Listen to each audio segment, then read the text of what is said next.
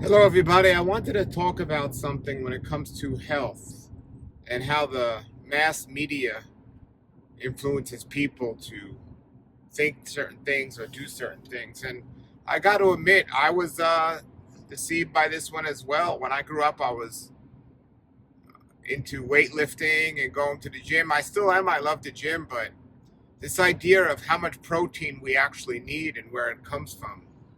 You know that you can't get protein on a vegetarian diet or a vegan diet. I just did an interview with a bodybuilder who's vegan, and the guy looks amazing, proving you can build muscle on a vegan diet with vegan protein. But the question is not just that you can get vegan protein, but it's how much do you actually need.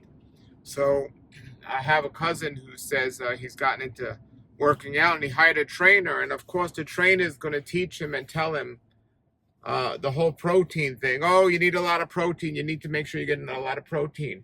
And the trainer told him he needs to get a gram of protein per every pound of body weight. That is way too much protein. And the fact that the only place that most people think it comes from is animals. And if you're a vegan, there's no way you can get enough protein to build muscle. But then I just had a vegan on my show who's a bodybuilder. You're not eating any animals, all natural, and looks absolutely amazing with his muscles and everything else. And then I posted a video just about my diet, eating healthy. I'm on a raw vegan diet now for almost 30 years or so, and just not eating any animals or anything that comes from animals. And somebody writes under that saying, you know, we need to eat animals. Blood is good to eat, and we need to eat animals to be healthy. And you think about this, and I say I had an aunt call me up recently and tell me her doctor told her, well, her blood test and all this other stuff wasn't good, and she has a diagnosis with some illness and everything else. And I said, well, go on this diet. I told her, you know, instead of having your coffee and your eggs for breakfast, maybe have a smoothie and a vegetable juice. And for lunch, you know, when you're dealing with the mainstream, you don't want to make it too difficult. I said, go get a pre-made salad from Walmart or the supermarket.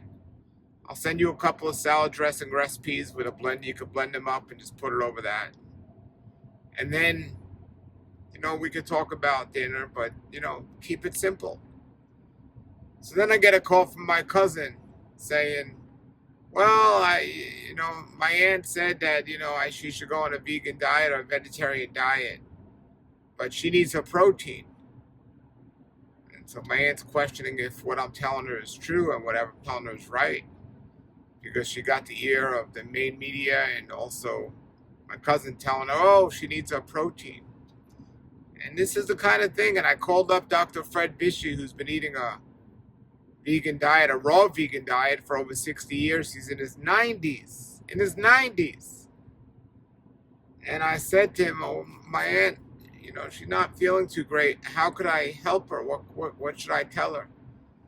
Well, he said, you know what to do. You're doing it. But the question is she going to listen? Is she going to do it? Well, this isn't about my cousin or my aunt. This is about everyone.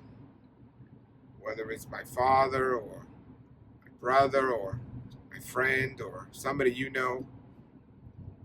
You're going up against mass media that says you need to drink milk to be healthy, you need to eat meat to survive and do all this.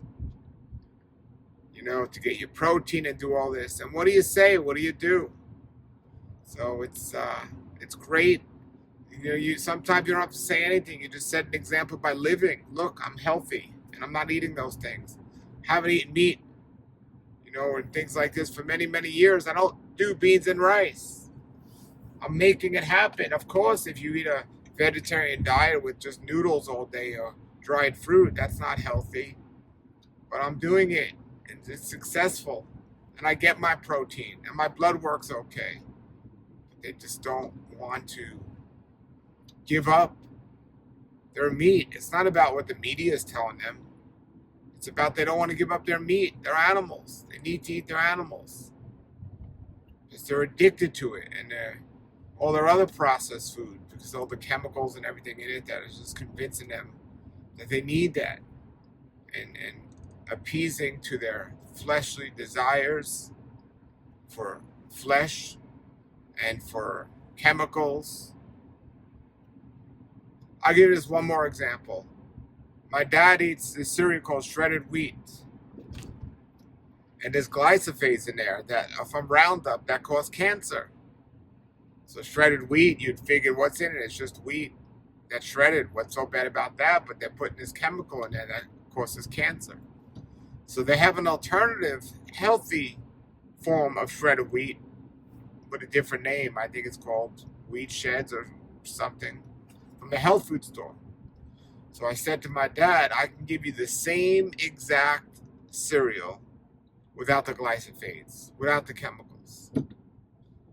It's in a different box and it has a different name, but it's the same exact ingredients except the chemical. And what does he say? If it's not shredded wheat, I don't want to hear about it. And it's like the brainwashing and the addiction from the drugs of the chemicals that they put in these foods have completely let people lose their mind. They're eating stuff that's killing them. People are eating stuff that's killing them. Somebody like me comes along and says, stop eating animals and just eat fruits and vegetables. You know, oh, there's chemicals on the fruits and vegetables. Eat organic. Oh, it's too much money. How do you know it's organic? Every reason and excuse in the book to stick with their addictions and not change their diet. And for those of you that are dealing with people like that, I mean, you're not going to get them to change their diet, so just set an example and pray for them, and hopefully they'll come figure it out. Don't let that upset you or bring you down, because everything affects our health, not just the food we eat, but our emotional state. So we can't be getting upset or mad over these things. We just gotta, all right, if that's what you think, you know, I'm not going to discuss this or argue with you. I don't have to prove to you this. I mean, you know, I don't have to convince you. I'm just telling you what I've learned, what I know, and the choice is yours. So keep that in mind. So have a good attitude along with a good diet, and just try to love life regardless of what people are doing or saying. You don't need to eat animal protein. You don't need to eat rice and beans to get protein. You don't need to live a life of eating chemicals and all these different things. You just gotta have an open heart, an open mind, and try things. Just try things. I'm sure if my aunt, my cousin, or my dad just took my suggestions and tried it for a month, they'll be able to make their own good decision of what's making them feel better and do better. But they're going to do what they're going to do, right? All right, everybody. Let me know in the video below if you have to deal with situations like this and what you think about it. Have a great day, everybody. Nature's wealth, good for your health. This is the Raw Life Health Show. Raw Life, brighten up your life.